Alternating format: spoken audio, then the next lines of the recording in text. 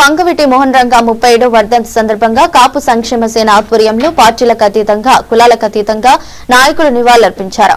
ఈ సందర్భంగా మల్లెల చంటి నాయుడు మరియు కాపు సంక్షేమ సేన మండల అధ్యక్షులు మాదా సత్యనారాయణ మాట్లాడుతూ రంగా ప్రజల గుండెల్లో చిరస్థాయిగా నిలిచిన విప్లవ నాయకుడని అన్నారు. రంగా పదవుల కోసం కాదు ప్రజల హక్కుల కోసం పోరాడిన నాయకుడని, పేదల బాధను తన బాధగా భావించి అన్యాయానికి తల వంచకుండా నిలబడ్డ గొప్ప వ్యక్తిత్వం ఆయనదని అన్నారు. తన ప్రాణాలను సైతం లెక్క చేయకుండా ప్రజల కోసం పోరాడిన త్యాగశీలి రంగా అని అన్నారు.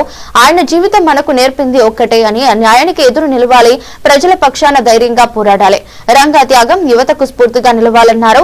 ఆయన చూపిన మార్గంలో నడుచుకుంటూ సమాజంలో న్యాయం సమానత్వం కోసం ప్రతి ఒక్కరం కృషి చేద్దామని అమరుడు వంగవీటి మోహన్ రంగా నా వినమ్ర నివాళులర్పిస్తున్నానని అన్నారు. కార్యక్రమంలో మోహన్, రైతు జిల్లా అధ్యక్షులు చందా గోపారాజు, కుక్కునూరు మురళీమోహన్, కుక్కునూరు ప్రసాద్, పరంకుశం వేణు, కాకునూరు వీరభద్రం, కుచర్లపాటి చిన్న నరసింహరాజు, పయ్యావుల సతీష్, పరిటాల సతీష్, రాంబాబు, ముత్యాల సంపత్, పరిటాల ప్రదీప్, మామిడి సాయి, చిన్నేని సాయి, బండి రాంబాబు, గోడెటి తేజ, నగరం ప్రసాద్, పవన్, నిమ్మల వెంకటేశ్వరరావు తదితరులు పాల్గొన్నారు.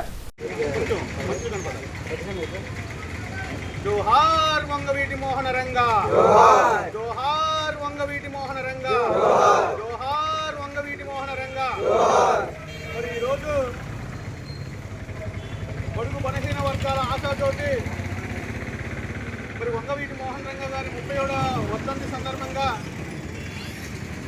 కాపు సంఘం అన్ని పార్టీల ఆధ్వర్యంలో ఈరోజు వర్ధంతి కార్యక్రమాన్ని ఘనంగా నిర్వహించడం జరుగుతుంది.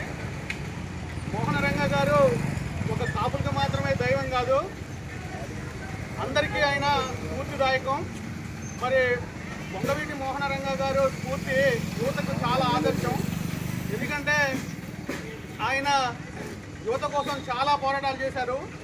బడుగు బలహీన వర్గాల ఆశల కొరకు ఆయన గొంతుకై పోరాడి వాళ్ళ సమస్యలని ఆయన సమస్యగా తీసుకొని వెళ్ళి మరి స్ఫూర్తినిచ్చినటువంటి రంగా గారు ఈరోజు మన మధ్యన లేకపోవడం చాలా బాధాకరం.